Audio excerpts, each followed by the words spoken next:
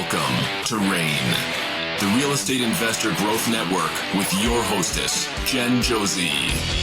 Join like-minded real estate investors and accelerate your business towards greatness. You will hear step-by-step strategies for success, interviews with real estate rock stars, and we will dig deep into past projects where we bear it all, including the good, the bad, and some just plain ugly. So get excited. Here's the bestower of badassery herself, the real Jen Josie. Listener discretion is advised. Hi, and welcome back. I'm Jen Josie, creator of RAIN, the Real Estate Investor Growth Network. Whoop, whoop. On today's episode, we have a guest that will be sharing one of their past projects. We will let you decide if it was good or bad or just plain ugly. But before we begin, here's today's badassery bestowment, my little badass gift to you. Today's topic is how to determine comps. Comps, also known as comparable sales, are tools you use to determine your after repair value of a home. The number one rule is to use sold comps only. Now, is it important to look at an active and pending listing? Absolutely.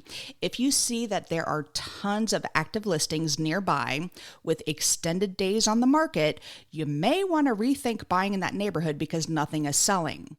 If there are no active or pending listings, then you will have little competition. So, how do we pick the best ones? Here are 7 things to look at when determining comps. Number 1, houses that were sold within the last 6 months. Number 2, houses in the same school district. Number 3, the location is within half a mile of each other. Number 4, the square footage is within 20%, plus or minus. Number 5, houses with the same bedrooms and baths. Number 6, houses that have a similar view, like a lake view or mountain view. And finally, number 7, houses built within the same decade. Now, will all of your comps have all 7 items? Probably not. And yes, you may find a unicorn from time to time where there are just no comps that match any of those 7 items, so you will have to do some creative math. The most important thing to remember is that a buyer will want justification for the price you chose to list your rehab, so choose wisely. Now, on to today's episode of the Real Estate Investor Growth Network podcast. We have with us Noah Harris. Noah Harris and his wife, Christy, reside in Columbia, South Carolina. Noah is a real estate rock star. He has spoken all over the U.S. on the topic of real estate investing. Noah studied finance at the greatest college in the world, University of Central Florida, with a concentration in real estate. For the past 15 years, he has worked with some of the brightest real estate minds in the country. And now we have him here on the Real Estate Investor Growth Network podcast. So charge on. Welcome to the show, Noah Harris. Charge on, Jen. Let's go. And by the way, UCF is not a college, it's a university. I think it's a university. Okay, I totally screwed that up. I first met Christy and I was like, ooh, I need to be friends with her. And then I find out that her husband, kind of a hottie, by the way, listeners. Here we go. And that he went to UCF and I was like, oh my gosh, now I'm related to them. So go Knights. We're family. And you grew up in Florida too, correct? Yeah, I went to high school there. I'm from upstate central New York, and like everyone in my family retired to Florida. I lived in Fort Myers, Cape Coral. So you are a halfback. Do you know what that is? A halfback? Yeah, of course I do. I live in South Carolina. So I should have the halfback.com website for people that want to buy houses here. So listeners, when you live in New York, you move all the way down to Florida, but then you only make it halfway back up. He landed in South Carolina, so we call those halfbacks. So I followed love. I chased my wife here. So very nice. Yeah. Yes. And she is a keeper. She had a podcast that was just released on the 27th of September. So make sure y'all check that out as well. She is a total rock star.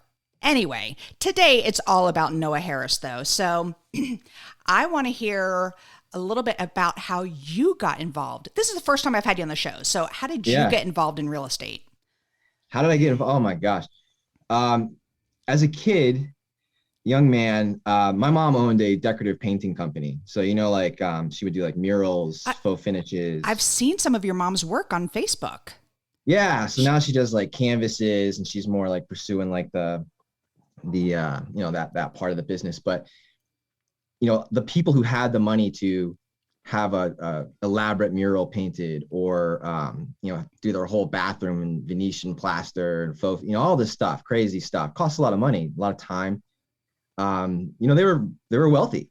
And so as a teenager, I would help my mom with the scaffolding and things like that. So here I am,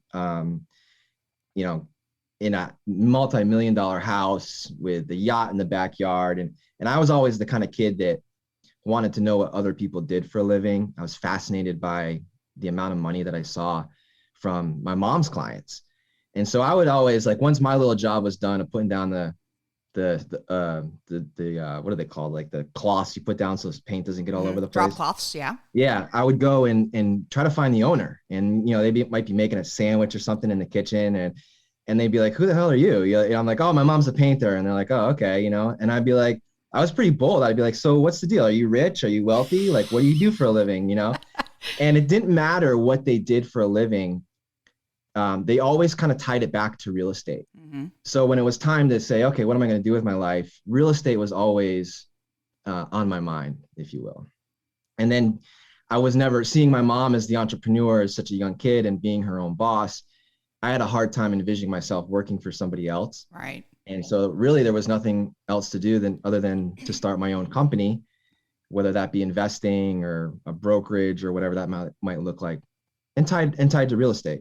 So I did not even realize that UCF had a concentration in real estate. Like, tell me about that. Yeah, man, I wish I could. I don't remember anything, Jen. Like, did you go to the same school I did? I wish I could go back in time and take those classes or know what I know today. Mm-hmm. And that's kind of like what I do now, with always looking to educate and continue to learn and grow, because now I appreciate it way more. But at the time, it wasn't, it's a minor. Now, like, you can minor in real estate, and a lot of universities offer this, but at the time they just had all the classes. They just didn't lump it together into a degree. And so I would take commercial real estate, land development, cash flow analysis. I studied the mortgage trenches of the financial industry and all this cool stuff. And what was really cool about the school is they would bring in experts in that area once a week, and you would learn from like the guy who designed Arnold Palmer golf courses or whatever, right? And there's just a few. But you're a 20-year-old kid. You don't appreciate, at least I didn't appreciate stuff like that at the time. So I would love to go back and do, but I think that's why I love networking and doing things like RAIN, is because now I get to meet those professionals and those types of people and call them my friend as well, which is cool. Oh, yes. And actually, you are coming up to Raleigh. You're going to have a whole weekend up here. So you're speaking at one of our local events, and I get to hang out with you. Yay. Yeah, 2 for 1. We're coming up. So get ready, Raleigh. I love it. All right. So we are talking about one of your past projects, and I'm excited because this is something I really want to get into. I'm a little like, ugh. But it's multi-units, multifamily. Yes. This has been a big thing of ours lately. And when did you first get into multifamily? Well, my wife is known for like buying mobile home parks and doing like cash flow type of stuff, and all that's great.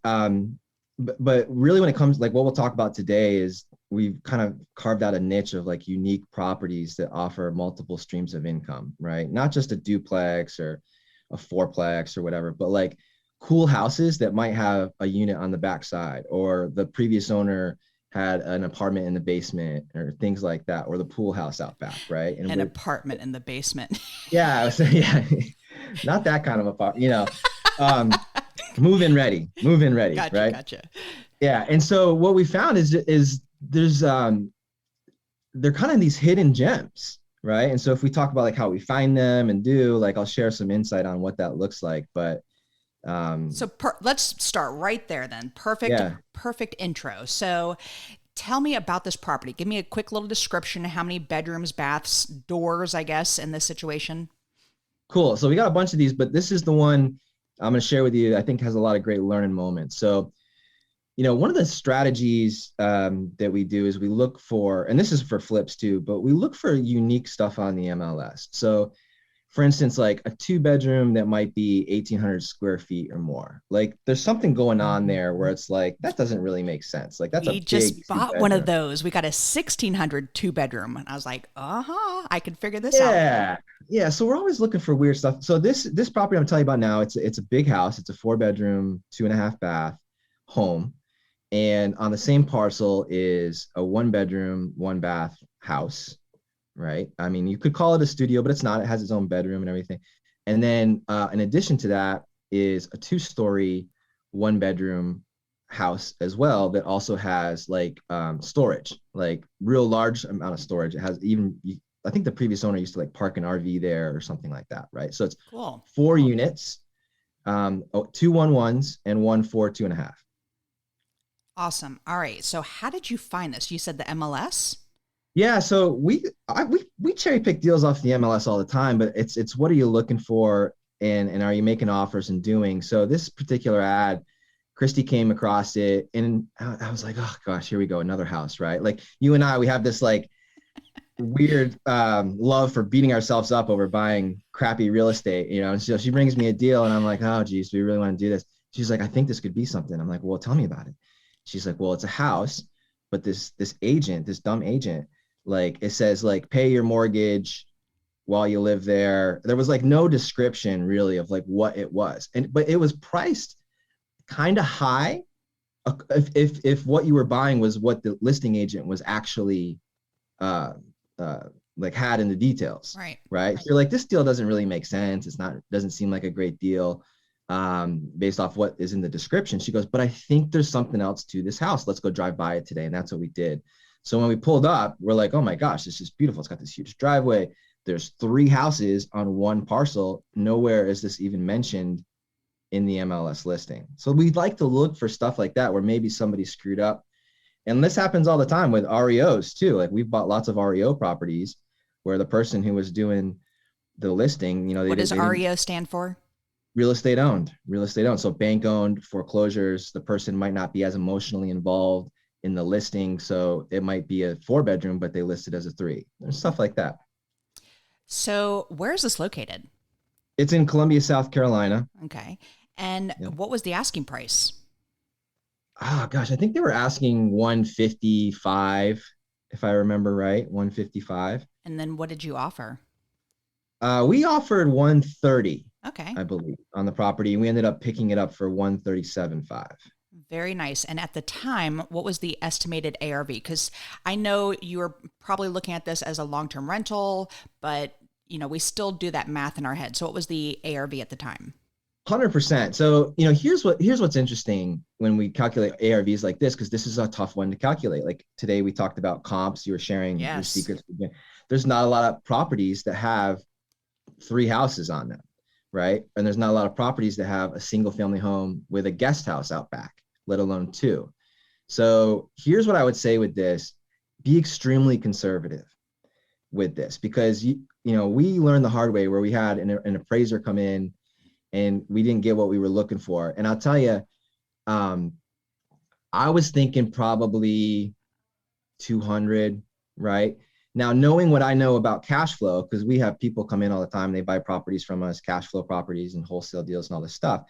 I know for a fact when I share the numbers with you, what somebody would probably pay for this house, right? Based off of the cash flow numbers. But yet it's not a commercial deal. So, exactly. I got to think, okay, when the good old boy, South Carolina appraiser who's been doing this for 30 years rides up in his beat up pickup truck with his clipboard, and I tell him how much this cash flows, A, he's not going to believe me, even if I show him all of the rents. And then B, they might come in with that previous like mindset of, well, this used to be a bad neighborhood or whatever. Right. And so I was planning on 200. Let's just put it at that. So what repairs did you have to do?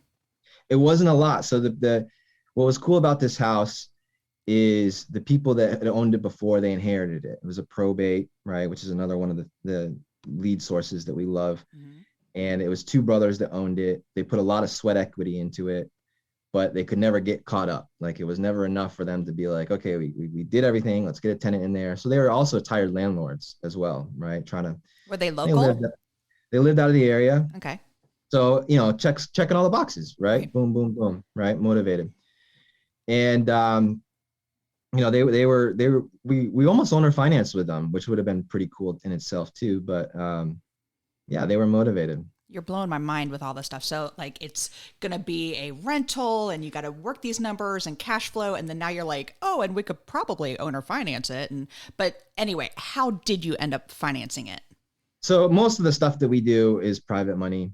So I had a private money lender, which is a whole nother story in itself and lots of learning lessons there. We had two people private money lend on it actually. So dive into that a little bit because I teach a lot of students and that's their biggest fear is asking for money. And I'm like, no, you're really growing their money. You're doing them a favor. So sure. Tell me a little bit about these private money lenders. Well, it's definitely a communication skill, right? Like being able to communicate the opportunity, right? There's a big difference between saying, hey, I need the money to fund this deal and saying, hey, look, how would you like to invest in an opportunity that's going to earn you a great rate of return on your money and it's secured by a hard asset at 70 cents on the dollar. So there's a lot of power in the words that you choose to describe that need or opportunity rather. So it was interesting because I had a friend of mine who had been wanting to lend for the longest time, and she's like, hey, I got, it wasn't a whole lot. It was I think it was like 40 grand or something like that, and she had introduced me to a friend of hers, and she's a forensic accountant. Right. So she's a forensic accountant. She's like, I have a friend who inherited some money. They want to put it to work. Would you mind coming and speaking with him? And I was like, yeah, for sure. Like, let's go. Right. And I hadn't really done my private money presentation in a really long time. So I was like, because I have the normal people I work. So I was like, this is good practice. Right. This is good practice. Stay sharp. And so I went and they're both there and I went through the whole deal and he was excited. And so he ended up lending 100 grand. And I think my friend did like 40 or something like that. We purchased for 137.5. So, our closing costs, pretty much everything was paid for at closing. And then we funded the rehab. Rehab was only like 15 grand. And we just used our own cash for that.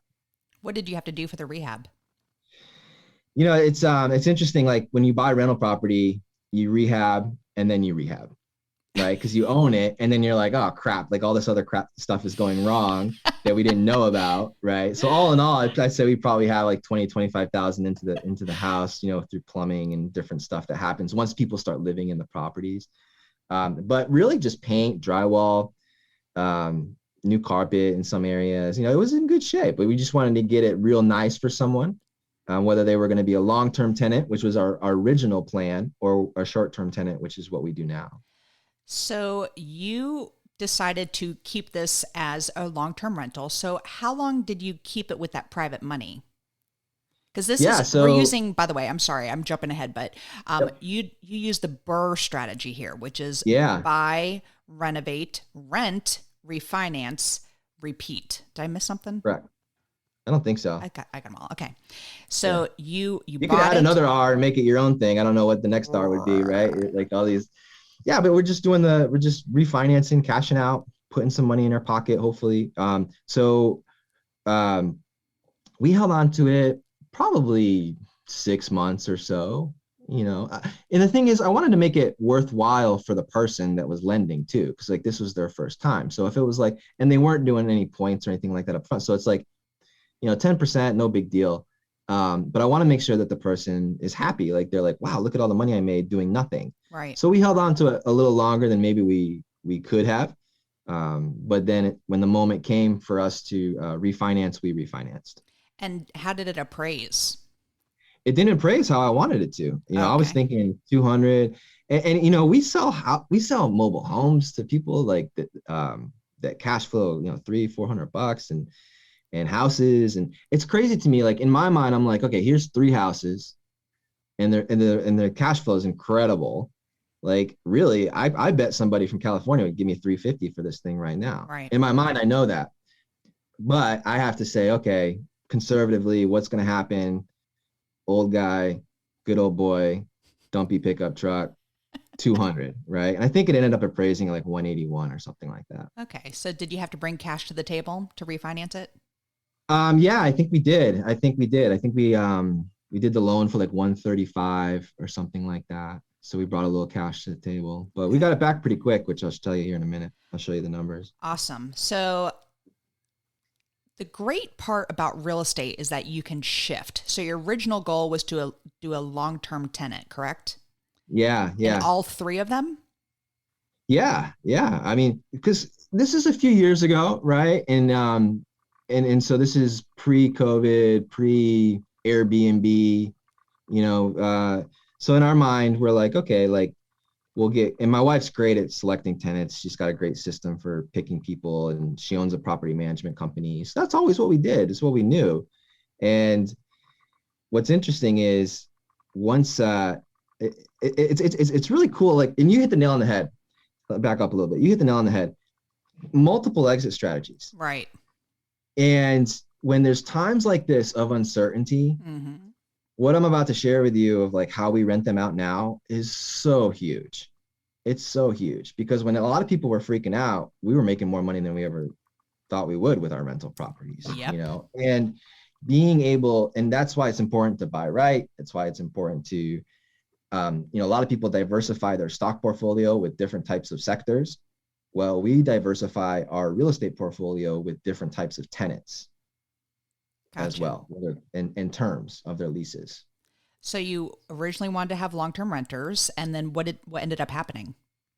Yeah, so we had a young girl that was a USC student, and her parents enrolled her in a 2-year lease with us for one of the one bedrooms, which is good. So that's like, all right, boom, get that one done. Next step, let's get the big house rented. And we made the mistake. We put someone in there. 12 months, and it was good. We all, you know, never not paid, never an issue, you know, but when they moved out, you know, the house was tore up. Ugh. You know what I mean? And not in a bad way. It was just like, you know, like someone's got to come in here, clean, repart. You know, it wasn't awful, but it was still a pain. It was, you know this about me. I like to do as little work as possible. Like no stress. Like I have no desire to own this big company, have 50 employees and all this. Like I'm a simple guy. Yes. And so that, you know, I was like, what are we going to do? But at the time that the first person, you know, so we had a year lease in there. And then with the middle unit, we started to VRBO, right? And Airbnb. And we saw the results with that. And I was like, I like this. I like this a lot. So what's the expense with VRBO, by the way?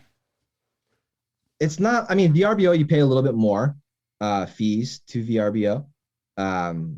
So it's a little bit more expensive when the people who are staying there book. We price it a little higher. But what I found with VRBO is you tend to get, you know, a little older client. Maybe VRBO isn't as hip to the ship as Airbnb is. I don't know. I totally used VRBO before I started using Airbnb. Are you a Verbo? You just totally aged me. Yeah. So, yeah. Well, you know, we have to. We have to. So it's just a different stay, right? It's just a different stay. But the point I'm getting at is you have to furnish it. Oh, the cost. Yeah, for sure. Well, hey, we're in the flipping business. So we've got I've got storage units full of stuff. Oh my gosh. We're going through of like staging, and like anytime there's a sale at like Home Goods, like Christy comes home with something, it goes in the storage unit and we use it, right? And so it was pretty easy for us to stock and get this stuff furnished, especially one bedrooms, right? And you have your mom's beautiful artwork. I mean, I love that. I do. You feature it in some of your Airbnbs. I love that. Yeah, it's super cool. Everyone's like, why are there all these? My mom lives in Florida, so everyone's always like, why is there so much tropical stuff in this house? What's with all these groupers, you know? All right. So again, the great part about real estate is learning to pivot. I always think about Friends, the Friends episode, pivot. You know what I'm talking about? Pivot. Yep, done that. The sofa going up the stairs. But that's great about real estate. We can pivot, and now you're making tons of money. And you nailed it by saying when a lot of people were struggling during COVID, you were making more money than you've ever seen before. So let's go through the numbers. Tell us how this is all working out for you. Yeah, and just like anyone, when, Christy and I lived through the foreclosure crisis of 2009, and it's like we didn't want to do that again. And we're like freaking out. We're like, holy crap, what do we do? Do we sell everything? Are these people going to pay us? Luckily, everything was okay. And what we did is we shifted. So some houses we sold because we didn't know what was happening and the market was up. So it's like, shoot, I can't see this getting any higher. Let's cash out. Sold them. Some we kept. But with a lot of our rental properties, what we did is we put travel nurses in them. So, and people were Airbnb still and doing VRBO. There was like 30 days where all of our Airbnb VRBO reservations were being canceled. Mm-hmm. And we're like, holy shit, what's going on? Yep. But that's when we shifted to the Airbnbs or to we pivoted to travel nurses, which were at an all-time high. And here's people, professionals making a bunch of money. All they want to do is sleep when they come home and have a place to stay that's safe, clean, blackout windows so that they can get up and go save the world, right? Which they're doing every single day. And so we were doing that. We shifted and we're like, oh, let's throw these travel nurses in here. So and we could talk about that for a whole podcast, but it's typically 90-day stays. They treat the house amazing and they pay premium rents. How do you find them?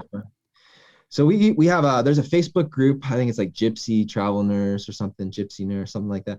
But then there's a website that's furnishfinder.com is a big travel nurse website as well. Awesome. And so we do one post on Furnish Finder, and then you'll see it's like 20 messages, and with that one post, so instead of posting 20 times all of our houses, we'll say, hey, look, here's one post, and then someone will be like, I need a place like next week, and be like, all right, cool, this one isn't available, and then we'll share with them whatever is available if we have something. So quick shout out to the travel nurses, because they are the heroes during this COVID craziness. And we actually got to buy a townhome from a woman who became a traveling nurse at the start of all this. And I became Facebook friends with her, and I follow her, and she is just doing amazing things. I see her all over the place. So shout out to my girl, Krista. Very, very grateful for the work that you all do. So thank you for providing housing to these awesome people. All right. Amen. So final numbers, like what do these three different three different places bring in per month? Yeah. So if I were to rent the house term, like, for 12 months, I'd probably get $1,000. If I were to rent out the one bedrooms, maybe 800, if it was maybe 750 type of deal. Well, yeah, perfect example. One girl's on a year lease and it's $800, right? But because we do travel nurses and because we do Airbnbs, we have that flexibility. Right now, that unit that we paid $137,000 for, $137,500, we're cash flowing gross $3,725. Wow, per month. Yeah, per month. Holy cow! Our expenses are $1,363.17, and so we're putting $2,361.83 in our pocket from that one house. That one property. Yeah. That is amazing. So how many of those do you need, right? As I tell people all the time, like, hey, how many of those do you need just to live a life of not having to do anything, right? Exactly. Not too many. So I got to ask though. So you have one main house. How close are the other houses to each other? They're further apart than most neighborhood houses. Really? I mean, they're next door to each other, but they're not. So they're not like on top in each other's biznatch, right? Yeah, everybody's got their own driveway. I love it. So clearly, listeners, this is a total win, and I appreciate you sharing it and the importance of being able to shift or pivot, and I love it. So Noah, thank you for sharing that. We're moving on to the second half of our podcast here, and I can't wait to get to this because I love me some Noah Harris, and I want to find out what makes you a badass, and I use the acronym BADASS. So the first letter is B for book. What is a book that's made a huge difference in your life? Are you a book reader? I used to read all the time, and here's the deal. If my wife's listening, she's like, look, you better say you're a book reader, or you're gonna have to throw away all those books that are downstairs, on the shelves or collecting the boxes. So I am. I truly believe that, like, books are like people. They come into your life at the right time when you need them the most, Mm-hmm. and you might not realize it yet, but looking back, they'll have a big impact on you.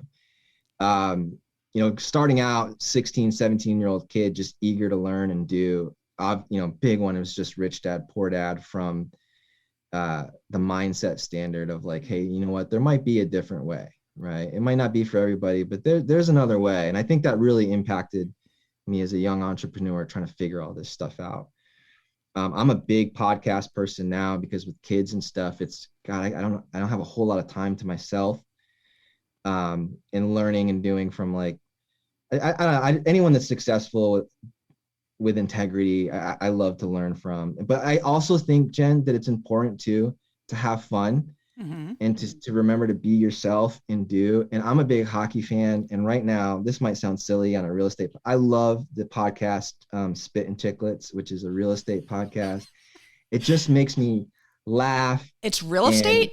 really, no, not at all. That's why I'm like, this is so not like appropriate for this. But I love being able to remove myself from and just have fun and laugh and if I don't know what I'm trying to say, but like, it's important to not just focus on work all the Right. time for me. And that's one of the ways that It's I a do good it. release for you. Yeah. So, I mean, there's so much real estate. I mean, I could, and I have a quick attention span. So like, I got this one book, it's super thick, and I read it every couple of days. The Mentor, I don't know, Mentor. by the way, while you're thinking of that, so Spit and Chicklets, that's like I- hockey, like they lose their teeth. Is that what that's about? yeah, it's a reference to just, dropping the gloves and going at it. Who's your hockey team? I like the Rangers. Okay, so Vance is a huge Hurricanes fan. So I was hoping that they would be playing when we came up there to Raleigh, but Well- I don't think the season starts yet. oh, I have no idea. Yeah. That is like my Jen night when it's hockey night for Vance. I'm like, oh, go have fun. Bye bye. Yeah, so you get it. All right, well, let's move So on Rich, here. if it all started with Robert, right? Rich Yes. Dad, Poor Dad. Robert Kiyosaki. He the man. All right, so the first A in badass is advice. What's the best piece of advice you've ever received? I don't know who told me this, but I maybe I just thought this up in my head. Who the heck knows?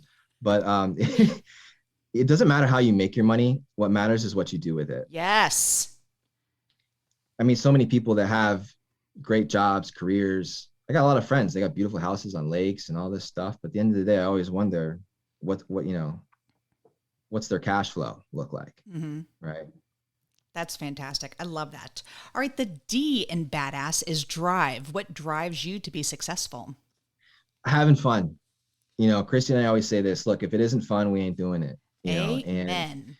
if you enjoy what you do, I think the success comes natural because you just become really good at it because you like doing it. It's fun. It's like hockey. If you like hockey, if you like playing the sport, you're going to practice because it's fun to you. You're going to get great. I think business is just the same. How long have you two been married? 8 years. 8 years. Wow.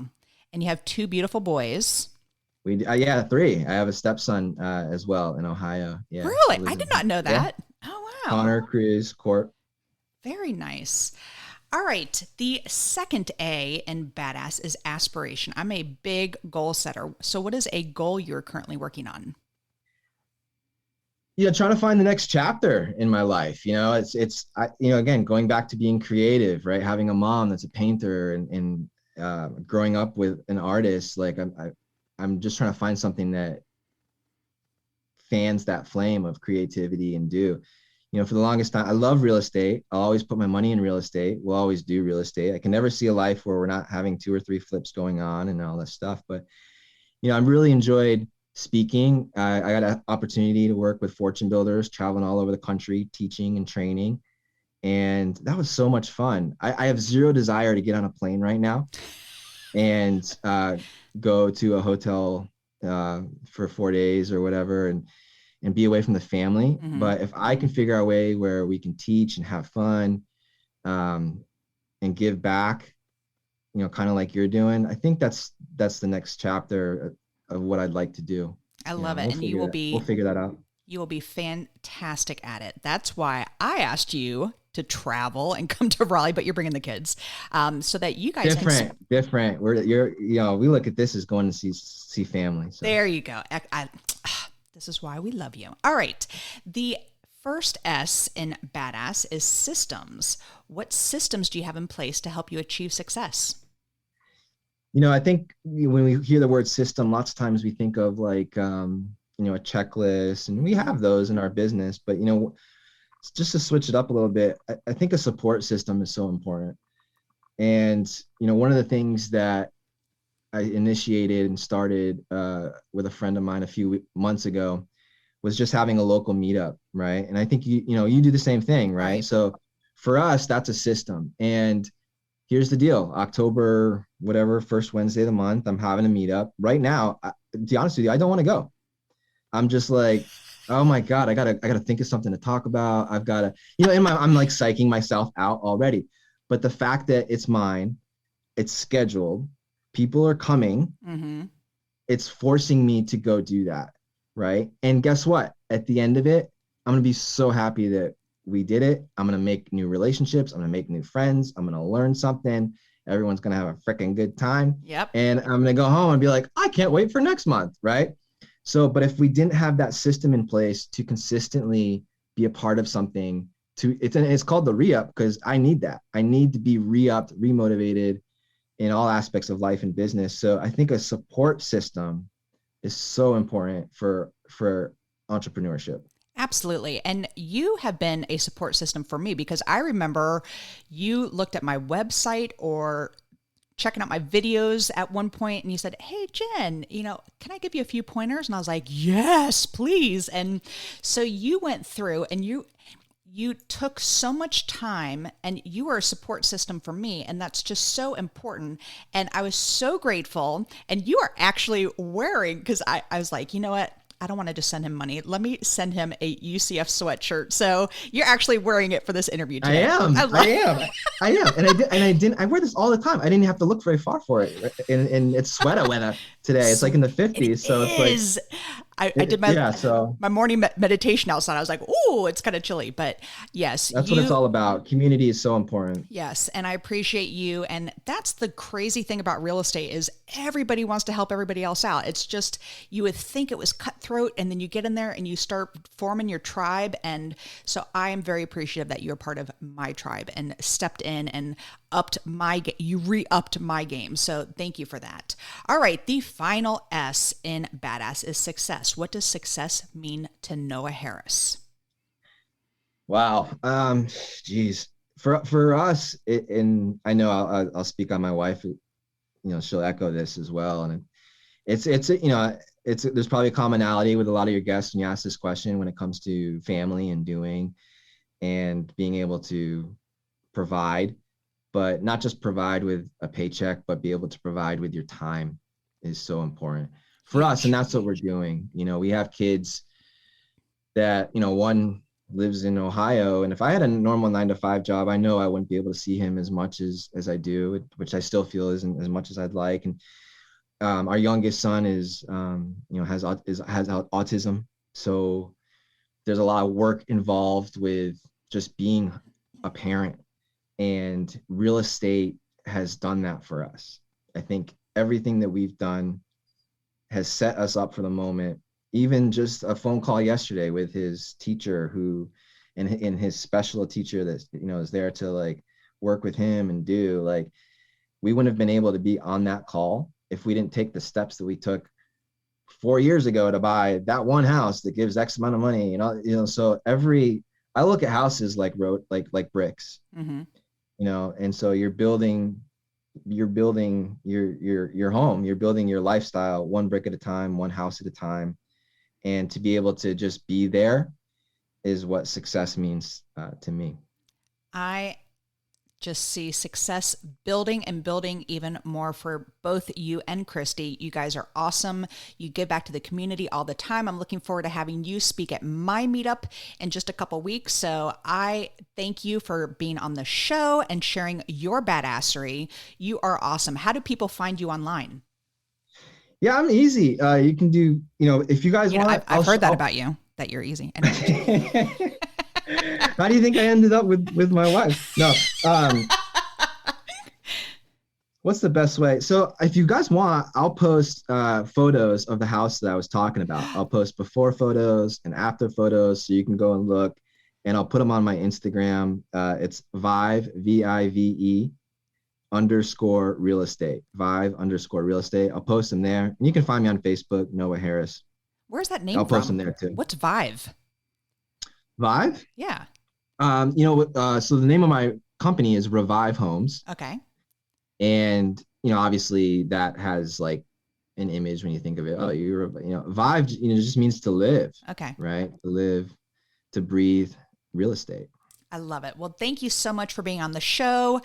That is all. Thank you for listening, and we will catch you on the next episode. Now go out there and share your badassery. And don't forget, make it a great day. Take care. Bye-bye. Whoop, whoop. Thank you for listening to RAIN, the Real Estate Investor Growth Network. Be sure to subscribe on your favorite podcasting platform so you never miss an episode. If you need more badassery, you can follow Jen Josie by visiting therealjenjosie.com or become a member of RAIN by registering on rainmastermind.com.